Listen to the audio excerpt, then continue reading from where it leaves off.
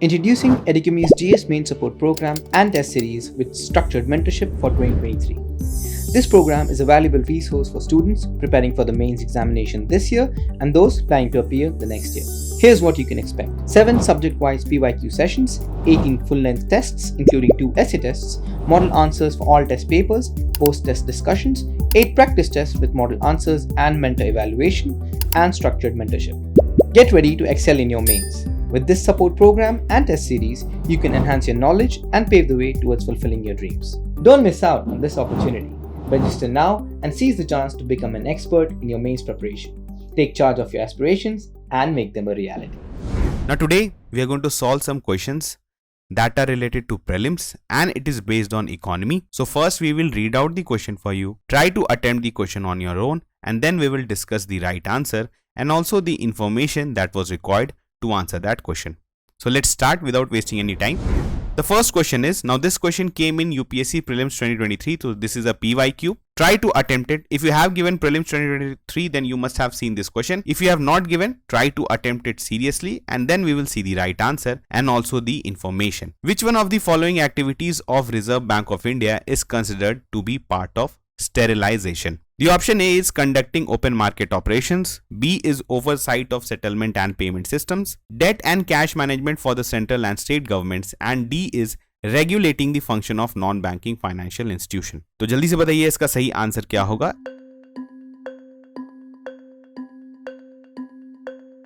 इसका सही आंसर है conducting open market operations. Now if you have studied about monetary policy or you may say balance of payment, then you must answer this question because this is a pretty basic question, and if I will categorize the difficulty of this question, then you can keep this question in L2 level.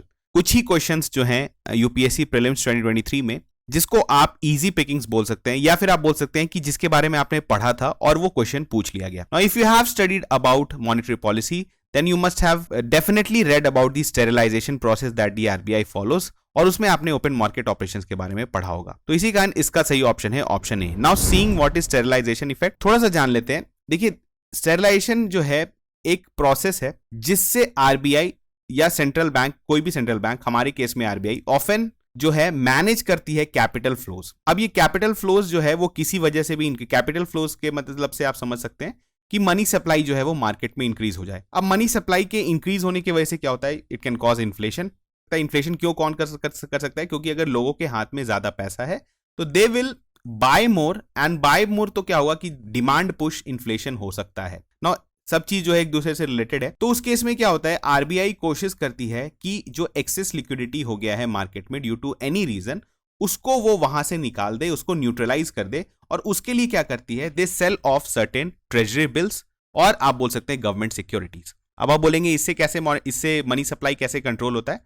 तो if RBI sells government securities in the market, तो banks के पास या even people के पास जो है, हमारे citizens के पास जो एक्सेस पैसा है उनके हाथ में, the excess cash they have, उसको they will invest in government securities. अगर इस तरह से होगा, अगर they invest in government securities और banks invest in government securities, तो जो मार्केट में जो आपका एक्सेस लिक्विडिटी है वो जो है एक तरह से घट जाएगा and it will be neutralised. तो इससे हमारे कंट्री में इन्फ्लेशन नहीं बढ़ेगा या चांसेस ऑफ इन्फ्लेशन जो है वो कम हो जाएगा. अब इसकी बात आती है कि स्टेरिलाइजेशन प्रोसेस जो है उसको कब कब हम लोग यूज करते हैं जनरली. तो यहां पर आप देखेंगे the risk associated with currency appreciation और इन्फ्लेशन. अब ये आप पूछेंगे कि करेंसी एप्रिसिएशन से जो है मनी सप्लाई का क्या रिलेशन है और इसमें स्टेरिलाइजेशन प्रोसेस कैसे काम करता है. तो देखिए बहुत सिंपल सा प्रोसेस है, मैं एक एग्जांपल से आपको समझाने का कोशिश करूंगा. मान के चलिए कि आपका $1 was ₹100 a few days back. थोड़े दिन पहले जो डॉलर का रूपी एक्सचेंज रेट था that was ₹100. Now after some time $1 became ₹80. तो इसका मतलब क्या हुआ, जल्दी से बताइए. पहले आपका $1 बराबर ₹100 था, लेटर ऑन इट बिकेम $1 बराबर ₹80.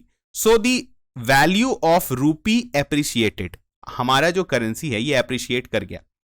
अगर एप्रिशिएट किया है तो उस केस में आपको पता है करेंसी एप्रिसिएशन में क्या क्या प्रॉब्लम्स आती हैं. हो सकता है कि हमारा एक्सपोर्ट डिमांड घट जाए. अगर करेंसी आपकी बहुत ज्यादा एप्रिशिएटेड है ड्यू टू मार्केट फोर्सेस, तो उस केस में आपका क्या हो सकता है, एक्सपोर्ट डिमांड घट सकता है. अब आरबीआई क्या कोशिश करेगी कि इस जो एप्रिसिएशन हुआ है करेंसी को, इसको थोड़ा सा घटाए, और घटाने के लिए they follow the process of devaluation. ये बहुत इंपॉर्टेंट है। देखिए, रीवैल्यूएशन और devaluation is a process that is done by the RBI to manage the exchange rate. लेकिन जब आप एप्रिसिएशन और डेप्रिसिएशन की बात करते हैं करेंसी की, तो वो that is done bye market forces. तो इन केस अगर हमारा करेंसी एप्रिशिएट हो जाता है तो उस केस में आरबीआई जो है वो डीवैल्यू करने का कोशिश करेगा। और डीवैल्यू करने के लिए वो क्या करेगी, आप ही सोचिए। अभी $1 बराबर ₹80 है, यानी आप एक तरह से समझ सकते हैं कि डॉलर्स जो है आर मार्केट में बहुत इजीली अवेलेबल हैं। ठीक है, बहुत, आप ₹80 लेके जाके आप $1 खरीद सकते हैं। तो वो क्या करेगी, आरबीआई क्या करेगी कि मार्केट में जो जितने डॉलर्स हैं, एक्स्ट्रा डॉलर्स हैं, उसको वो अपने पास ले लेगी, खरीद लेगी। और खरीदेगी कैसे, डॉलर के बदले जो है वो रुपीस दे देगी बैंक्स को, जो भी मर्चेंट बैंक्स हैं उनको पैसा दे देगी।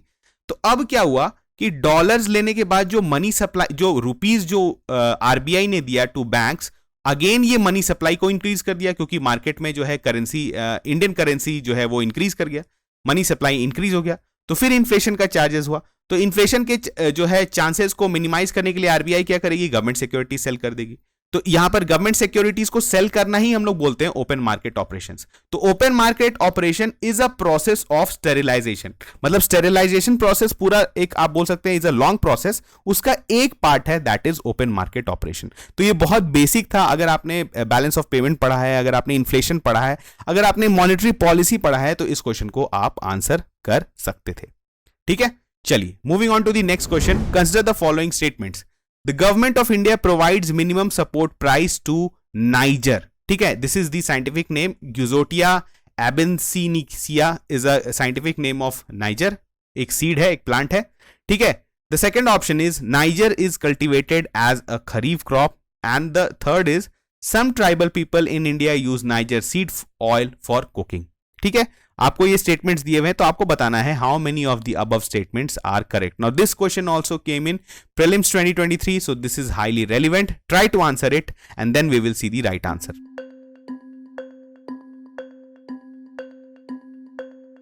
इसका सही आंसर क्या है, all the three statements are absolutely correct. इसके बारे में थोड़ा सा जानते हैं। देखिए, among 14 kharif crops for which government sets a minimum support price annually, there is an unconventional plant called niger और रैमटिल, जिसका साइंटिफिक नेम हमने ऑलरेडी देख लिया।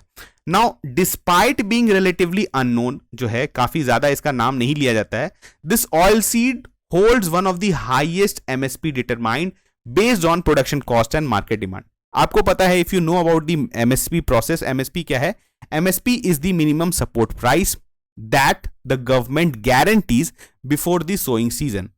और इसको जो है MSP को कैलकुलेट कौन सी करती है, CACP। जल्दी से आपको इसका फुल फॉर्म बताना है। Try to answer this in the comment section. तो CACP decides the MSP, recommends the MSP, लेकिन आपको पता है जो हमारे यहाँ cabinet committee on economic affairs है, CCEA, they finally announce the MSP।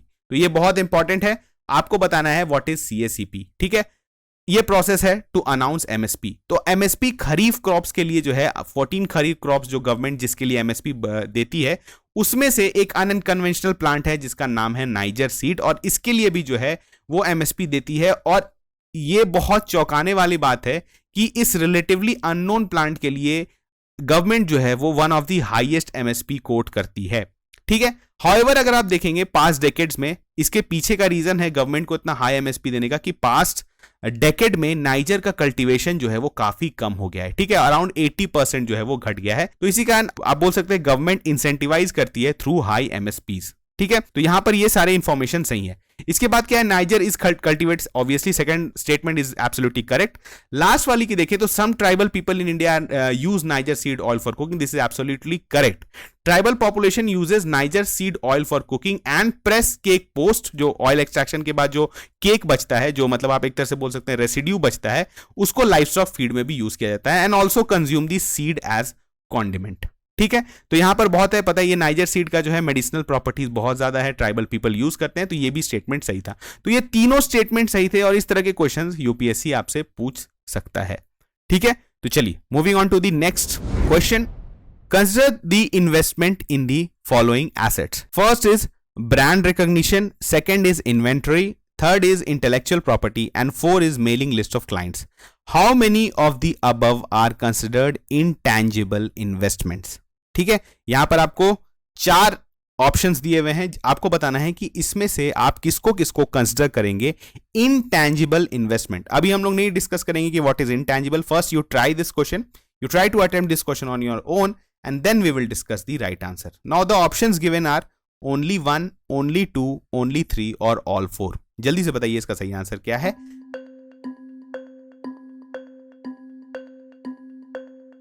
तो इसका सही आंसर है only 3. Now inventory is not an intangible investment. कैसे, इसके बारे में थोड़ा सा जानते हैं। देखिए, intangible assets वैसे assets होते हैं जिसको हम लोग रेफर करते हैं जिसको आइडेंटिफाइबल है non monetary assets that lack physical substance.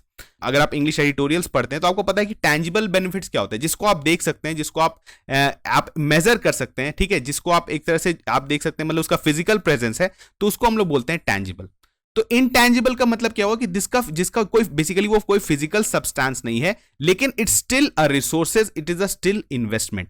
तो इस तरह के इन्वेस्टमेंट को आप कैसे, अगर आप यहां पर देखेंगे, फॉर एग्जांपल ब्रांड रिकॉग्निशन की बात करें, नो इफ फॉर एग्जांपल कि एक ब्रांड है, एक किसी भी प्रोडक्ट का एक ब्रांड है, फॉर एग्जांपल बाटा का, आप बाटा जो फेमस शू ब्रांड है, तो इस ब्रांड को मार्केट में कितना रिकॉग्निशन है, कितने लोग इसको जानते हैं, तो इसको क्या आप बोल सकते हैं। अगर इसके फॉर एग्जांपल आप सोचिए कि इसके एडवर्टीजमेंट पे आप इन्वेस्टमेंट कर रहे हैं और उससे ब्रांड रिकॉग्निशन बढ़ा है, तो this is called the intangible investment. Intangible investment क्या हुआ कि इसका ब्रांड वैल्यू लोगों के बीच में बढ़ रहा है, लेकिन एक्चुअली फिजिकल कुछ अमाउंट प्रोडक्शन नहीं कर रहे हैं। बेसिकली हम लोग क्या कर रहे हैं कि हम लोग एक तरह से इसका यू कैन से कि we are gaining brand value.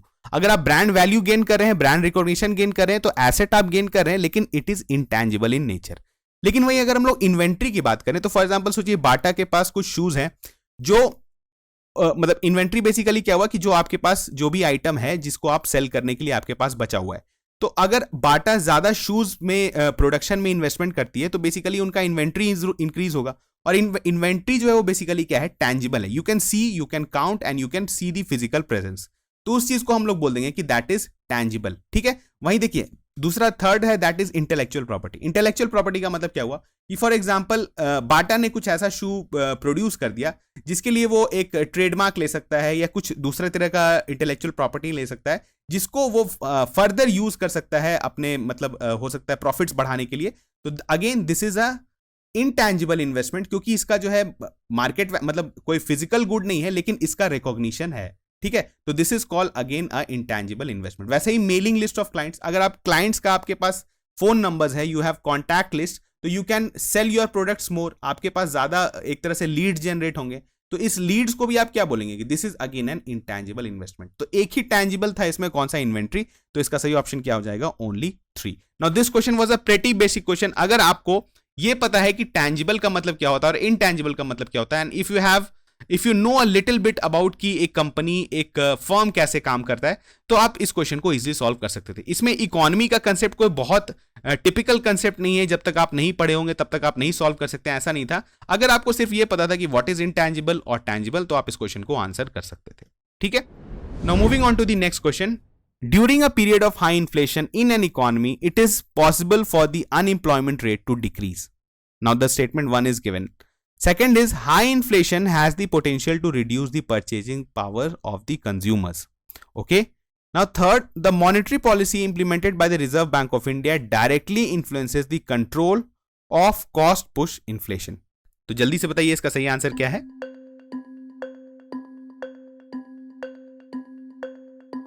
इसका सही आंसर है ओनली 2। जो ये थर्ड स्टेटमेंट है, this is absolutely wrong. Again this is a pretty basic question of monetary policy. अगर आपको पता है कि आरबीआई जो मॉनेटरी पॉलिसी बनाती है, जो मॉनेटरी पॉलिसी कमिटी है, दे change the exchange repo rate, और आपको पता है रेपो रेट को ऑल्टर करने से क्या चेंज होता है, मनी सप्लाई। और मनी सप्लाई को जब आप कंट्रोल करते हैं, तो बेसिकली आप किस तरह के इन्फ्लेशन को कंट्रोल करते हैं, डिमांड पुश। डिमांड पुश का मतलब क्या हुआ, लोगों के पास पैसा ज्यादा हो गया है। फॉर एग्जांपल सोचिए कि अचानक से कंट्री में मनी सप्लाई बढ़ जाए, सबके पास पैसा आ गया है। अब सबके पास पैसा आ गया है तो सब लोग नया सामान खरीदना चाहेंगे। अब सब लोग नया सामान खरीदना चाहेंगे तो डिमांड इंक्रीज होगा। डिमांड इंक्रीज होगा तो उसकी वजह से क्या होगा, cost of goods services increase होंगे। तो तो जब वो होता है तो इसको हम लोग बोलते हैं this is called demand push inflation.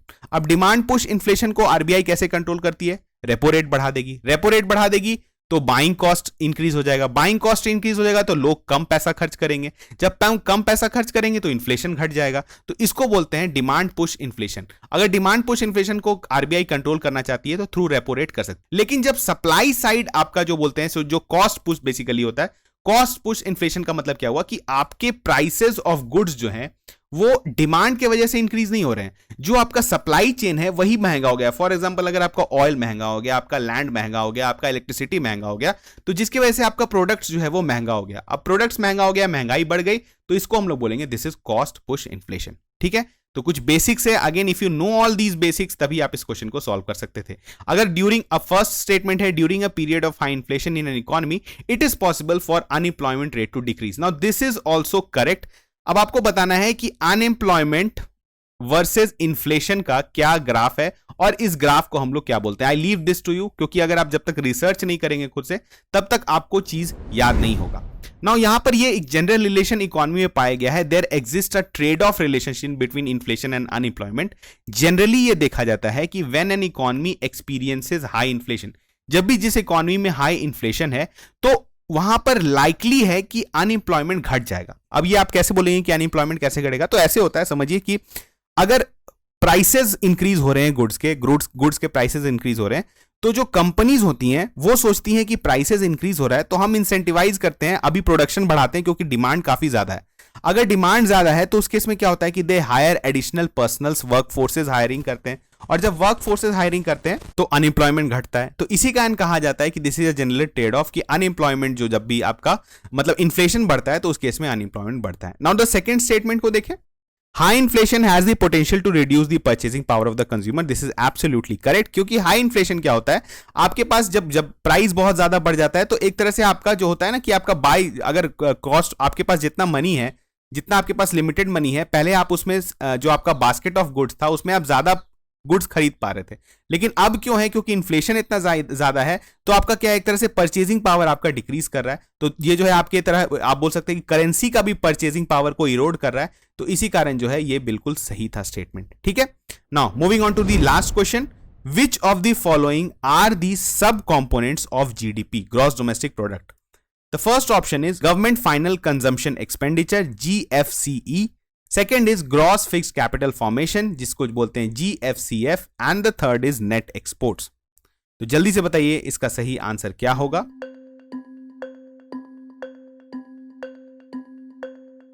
इसका सही आंसर है all three, all of them are the components और you can say sub components of GDP.